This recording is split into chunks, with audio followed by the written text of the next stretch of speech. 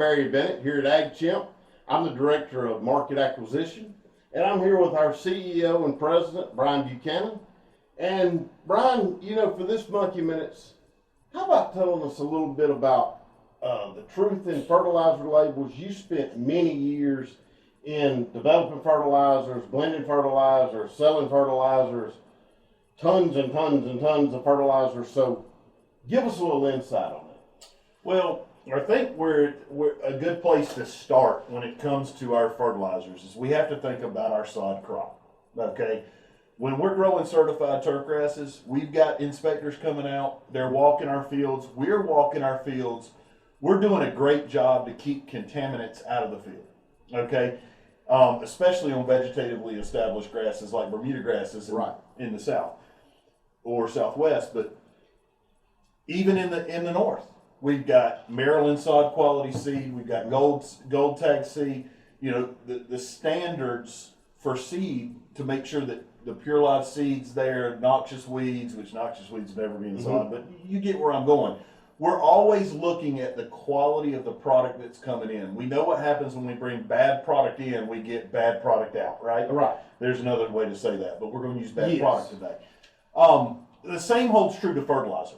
And there's a lot of states, the vast majority of states, that the Department of Agriculture will actually sample fertilizers to make sure that they're true and formed to the guaranteed analysis. And so the one thing that I want to point out is, if you're not aware of this, the label on fertilizer is no different than the label on a jar of peanut butter. If you take the jar of peanut butter and you look on the back, it's going to tell you your nutritional facts regarding the peanut butter, which is virtually the guaranteed analysis statement on a bag of fertilizer. But then you've also got the derived from, which tells you all the ingredients, whether they're inert or they're just the peanuts or whatever it may be, that make up the composition of that peanut butter. And the same holds true for fertilizer, with one exception, and that's the fillers. See, now that's always a question to me, you know, because you get all these different analysis, and I've looked at, you know, the ingredients essentially in a bag of fertilizer. They're very similar, but you have a 10-10-10, a 13-13-13, a 17-17-17, a 25-25-25, whatever you want. Where does the fillers come into that? Well, it's interesting that you use those for analysis. Okay, you have a 10-10-10, triple 13. You said a 17-17-17. And then you said a 25-25-25, which cannot happen. That's what I figured. 25-25-25 is not going to happen. But those others... Now, why is that? There's just not enough room in the bag. Huh. Yeah. That in itself is one of the gimmicks that are played. You've got to have a true formula, and you've got to look at the balance of nutrients inside of that bag of fertilizer in order to have a true and accurate fertilizer analysis. There's a lot of people out there that say, I can take a ton of diammonium phosphate, cut it with some urea, and I'm just going to put more in the truck and I'm going to be fine. It doesn't work that way. It's sort of like making chocolate chip cookies. If I need to make 3 dozen chocolate chip cookies, I'm going to make a batch of dough that's going to equate to 3 dozen chocolate chip cookies. I might have a little bit left over here or there, or might come up a little bit short. Same holds true to fertilizer. Every fertilizer mix that's made is batched in the United States to a 2,000-pound standard ton.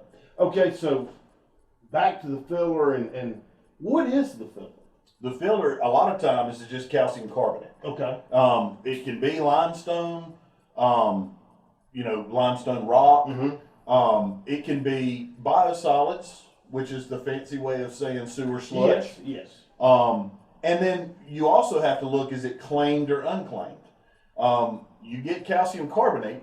It contains calcium in it. Right. Most of the time, it's not claimed on the fertilizer label because it's not actually a plant food ingredient. Right. In that case. In that case. So that I hadn't thought about this either, and we've done this a couple of times. We've had a couple of takes on this. You know, we're getting new to this, but so you put calcium carbonate and you have a phosphorus fertilizer. Those hit the ground, they get, because of course a granular fertilizer, to be available to the plant, has to get wet, number one. Right. Number two, when those two get wet, they'll combine and make essentially an unavailable form of a nutrient. So we'll get into that later. But on another note, you know, growing up when I was young, not, you know, getting older, and then of course Oklahoma City happened, and there was not much ammonium nitrate. Yeah, before we jump into that though, I didn't answer your question. Okay. I just said there's a bunch of filler in the bag. Right. But what's that mean? Well, good point. You got 10, 10, 10. The Right. biggest thing to know is that the difference between 10, 10, 10, triple 13, and triple 17 is the spread rate. Right. It has nothing to do with anything other than the spread rate. Someone who's selling a bag of triple 10 is selling more calcium carbonate rock and junk than the person that's selling triple 17. And the reason I point that out is that's true in all fertilizer. You take a urea, for example. A bag of urea in its pure raw form is a 4600. Right. Okay. If I want a 2300 fertilizer, Barry, what do I do to the 4600 to get to a 2300? 46 divided by 2 makes 23. That's right. Hey! I'm gonna put 1,000 pounds of urea in a bag with 1,000 pounds of calcium carbonate rock. I just formulated a 2300. If you want to take a 0050 SOP, and let's say I want to make a 23010. Well, Okay. all I'm going to do is I'm going to take and put 1/10 of a ton, which is 200 pounds of SOP, in with my 1,000 pounds of urea, and I'm going to reduce my granular filler to 800 pounds, and now I've made a 2305. Interesting. Now, okay, so you talked about the calcium may not be on that level. What about, let's say you use the ammonium sulfate. Would the sulfates be on the label as well? Absolutely. The nitrogen breakdown. So for urea, you're going to see on the label it's 46% total nitrogen. And then if you look in the italicized font, which every one of these labels should all be the same. They're all governed by the state, and they're all governed by AAPFCO, which is a plant food organization that regulates fertilizers. They're a nonprofit. But the fine print below the total nitrogen is the nitrogen breakdown for the fertilizer. So you got in urea, you're going to have urea nitrogen. If you've got slow release nitrogen components in that mix, you're going to have water soluble, water insoluble. If you've got ammonium nitrate in the blend, you're going to have nitrate nitrogen. If you've got diammonium phosphate or ammonium sulfate in the bag, you're going to have ammoniacal nitrogen. Right. So all the breakdown is there. And we know that ammoniacal nitrogen, nitrate nitrogen will grow grass faster than urea nitrogen because it's already started through the nitrification cycle. Right. Now, in that you mentioned the 0050, 0060, so that made me think of muriate of potash. Absolutely. Which is potassium chloride. Number one way to lie on a fertilizer label. Well, and that was my question. You don't normally see, you know, a 17, 17, 17, and then a big, you know, whatever percentage of chlorines in there. Now, it's required by law to be on the label, and it's required by law to be labeled at a maximum amount. But when you have a muriate of potash... Why is there a maximum amount on the chlorine? What do you think chlorine does to I grass? know, it's great for a pool. It'll burn my eyes. Yeah, it will. What do you think it'll do to a grass plant? Exactly. So, muriate of potash is full of chlorine. You're exactly right. And so, as a matter of fact, 75% in a muriate is chlorine. That's how you determine the chlorine percentage in a bag of fertilizer. Yeah. You take 75% of the total potassium level in the bag from muriate, and that's how you determine the chlorine max in that fertilizer bag. So that's another interesting fact. It's clever marketing. Yeah. You know, that's the one thing that's sort of gotten sad to me at least. Yeah. And I get real passionate. If you can't tell, I get real passionate about fertilizer. Yeah. But the one thing that's gotten sad is what has happened to the fertilizer industry in the way it relates to the farmers. I've seen all kinds of horror stories. I've heard of all kinds of horror stories. Kilobrews being delivered, and yes, it contains SOP. No, it's really MOP. Deliver a kilobrew without a label, without a tag. Are there colors we could look for, you know, as far as the MOP to SOP? So we can kind of... Yeah, there is. That? I mean, muriate of potash, MOP, can be white and it can be red. And there's some combining of those colors in there too. I mean, these are mine products, so there's going to be some variation. SOP is going to be typically white to a tannish color. But then you've got Sulpamag or SPM, which is going to be really dark brown, grayish, tins looking. Most of your urea compounds are all going to be a white to a tannish color, ammonium sulfate being more of a tan. Urea, ammonium nitrate, urea or ammonium nitrate is going to be towards the bright white looking color. And you know, one of my things, you know, has always been nitrogen and of course soil science and the nitrogen breakdown is always interesting. Like you were talking about water soluble nitrogen, water insoluble nitrogen, you know, and then you see a lot of UF formulations, which is urea formaldehyde, and people forget that that has to be broken down by microbial activity, and then you have some that are water dependent, which is the MUs, which has always been interesting to me. Now, the other thing we were talking about, ammonium nitrate. We got into that a little bit, and of course, what happened in Oklahoma City, and which really, and I went there. It's an amazing thing what they did to those people. But that slowed down that market, essentially stopped it for a while. That's right. But I go into places just looking for a nitrogen fertilizer, and they say, yeah, we got ammonium nitrate. It turns out to be a 3300 or a 3500 or a Safin ammonium nitrate. That's right. Ammonium nitrate to me was always a 3400. That's right. And what are these others they're coming up with now? Well, and what claiming what they're essentially doing is just as I took a 4600 urea and turned it into a 2300 with filler. What they're doing is they're taking ammonium sulfate and urea and they're blending the two together to make a 3400 analysis. It happens time and time and time again. We distribute ammonium nitrate, and it blows my mind, and quite frankly, it pisses me off. Yeah. To just be frank, at the number of customers that think they're getting ammonium nitrate from their fertilizer guy, when all they have to do is look at the derived from statement on their fertilizer tag, and you'll see that it's derived from urea and ammonium sulfate. That is not ammonium nitrate. No. If it was 3400 from ammonium nitrate by law, by AAPFCO standards, it would say ammonium nitrate on the label. Who is AAPFO? Oh, American Association Plant Food something. We can look it up. It's aapfco.org. I don't know the acronym 100% off of my head.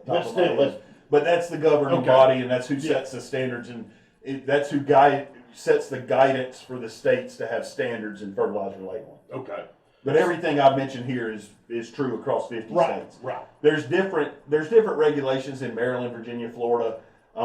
There's a little bit of difference in Texas but for the most part, Michigan, for the most part, I'm talking the standards across all states. Yes. Okay. Trying to think. Oh, bulk fertilizers. Mm-hmm. Let's get into that. Bulk fertilizer sizes. Just, you know, we had talked about this at lunch a little bit.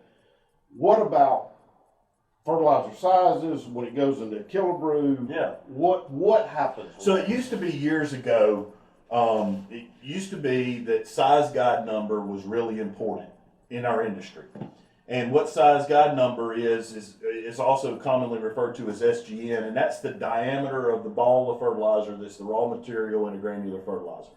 And for an ag grade, lawn care, turf grade type fertilizer that's not super fine cut in mowing height, you're looking for that to be a 270 to a 300, and that's bigger than I like to see it. I would personally like to see a 220 to a 240 all the time. Unfortunately, just like every other product in America, price has gone up, quality's gone down, supply has been limited, and so the quality and the size of that SGN of that particle has really been, the size guide numbers increased. I mean, it just has. But where that becomes concerning to me, and you'll see the majority of the SGN 300 products, 320, 340, bowling balls, you'll see that in the diammonium phosphate, the phosphorus side of the industry. Muriate usually stays pretty consistent around the 240, 270 range. Urea is in that 240. Ammonium sulfate is in that 240, but we like to see it gravitate down to like a 220 or a 210. And where this becomes problematic is because of a variation in size guide number, you get settling. If you've got a size guide number 200 ammonium sulfate and you mix that with a size guide number 300 diammonium phosphate, as the kilogrew's driving down the road, or it's in a bulk bag and it's in an 18-wheeler going from the plant to your farm, or even in a spreader, the vibrations, that ammonium sulfate is going to settle out, and the diammonium phosphate is going to come to the top. And so you're going to get a separation of that fertilizer just naturally in the bag. See, and when we were talking about this at lunch, I had never thought, I thought about it as far as, you have your spinners there going, and you see particles of fertilizer that go 100 yards. I never thought about it going down the road and shaking and making these differences, but it's obviously true. Well, and I mean, you think about it. You got a spreader truck. Let's say you've got your spreader truck set up on a Raven Viper, for example. The first thing it's going to do is ask you what your bulk density is, and the second thing it's going to do is ask you what your swath width is.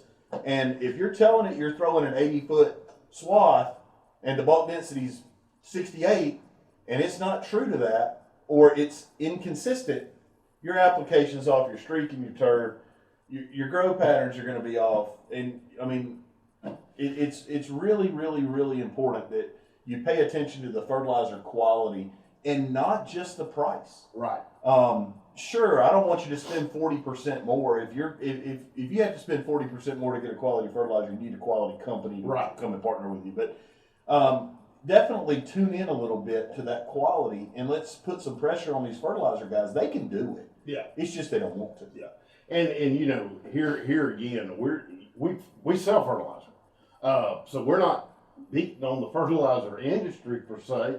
It's just that's the way things are with granular fertilizers, and we would love to sell all of you several tons, but there are some things you just need to know. So 3 takeaways I would say from this segment that I'd love for everybody to take to heart.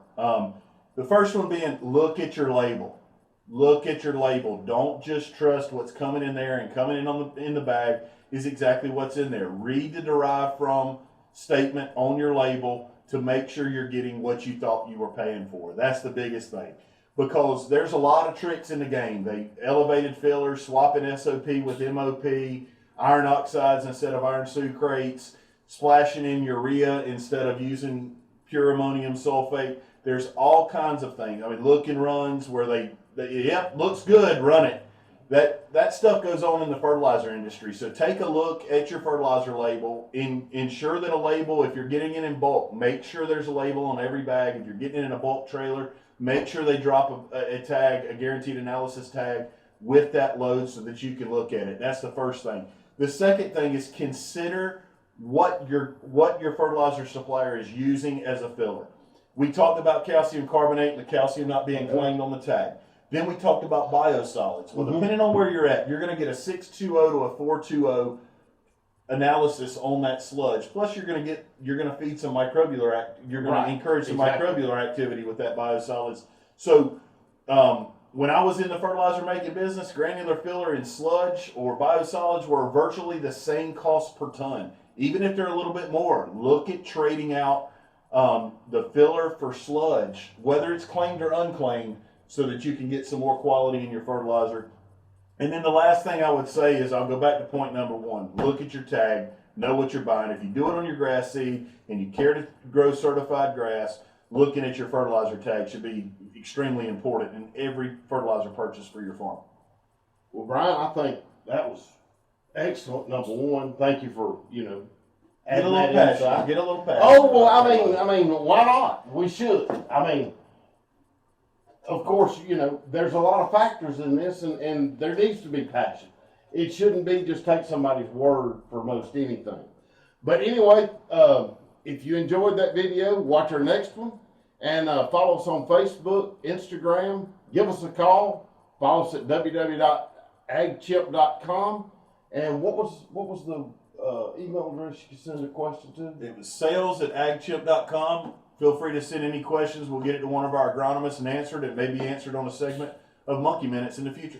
And of course, you know, you can tell we're from the Southeast, but we have people all over the country who can help us to help you. And that's really what we want to do. You know, we want to be better stewards of the land. We want to be better providers to the turf market.